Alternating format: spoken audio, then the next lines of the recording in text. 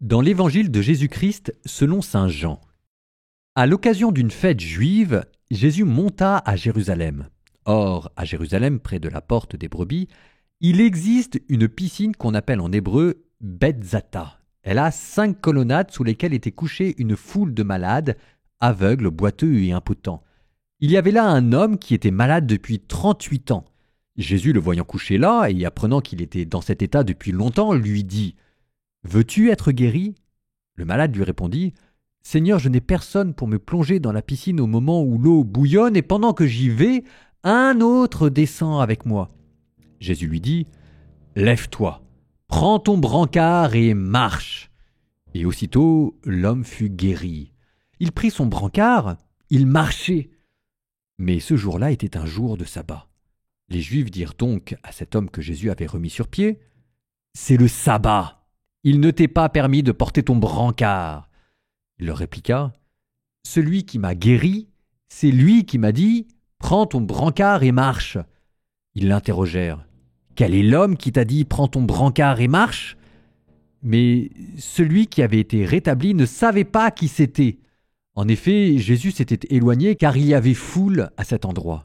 Plus tard, Jésus le retrouve dans le temple et lui dit « Te voilà guéri, ne pêche plus, il pourrait t'arriver quelque chose de pire. » L'homme partit annoncer aux Juifs que c'était Jésus qui l'avait guéri, et ceux-ci persécutaient Jésus parce qu'il avait fait cela le jour du sabbat.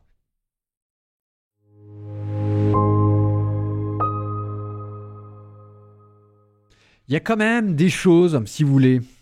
Bon, cet homme, je n'ai pas forcément une grande affection pour cet homme qui a été guéri. Enfin, je veux dire, c'est quand même lui qui, à la fin, dénonce Jésus aux pharisiens. Mais quand même, il était malade depuis très longtemps. On lui dit de porter son brancard. Lui, il va pas trop se poser de questions. Il vient d'être guéri, il dit, on me dit de prendre mon brancard, je prends mon brancard. Arrivent les pharisiens, qui lui disent, c'est le sabbat, t'as pas le droit de prendre un brancard. Mais ce que je veux dire, c'est qui va aller casser la tête dans la rue pour dire à des personnes de ne pas prendre leur brancard? Je veux dire, il y a une question de bon sens. D'abord, parce que je voudrais pas être mal pris, mais probablement que cette personne-là, c'était un vagabond ou quelqu'un qui vivait dans la rue, un mendiant. Qui va aller casser la tête aux mendiants? Je veux dire, si jamais on attend que tous les mendiants soient toujours dans les clous, etc., les gens ont le droit d'être malheureux, et les gens, voilà, vous n'allez pas aller casser la tête à la vie d'un mendiant dans la rue. Qui parmi vous est déjà allé voir un SDF qui faisait la manche pour l'attraper? Mais on ne fait pas ça. Personne ne fait ça. Et puis ensuite, vous voyez quelqu'un qui vient d'être guéri, qui porte un brancard. Est-ce que vous allez vous pointer à la fin des hôpitaux, à la sortie des urgences, pour aller regarder tous ceux qui sortent pour vérifier s'ils sont bien dans les clous?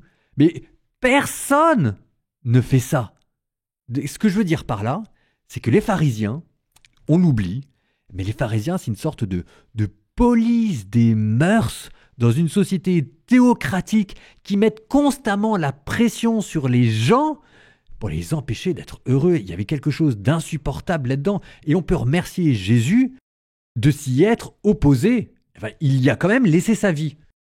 Donc, moi je dis, mon commentaire, c'est uniquement aujourd'hui pour dire merci Jésus d'avoir ramené un peu de bon sens et un peu de liberté. Oui, tout n'est pas toujours dans les clous, mais merci Seigneur de le prendre comme ça.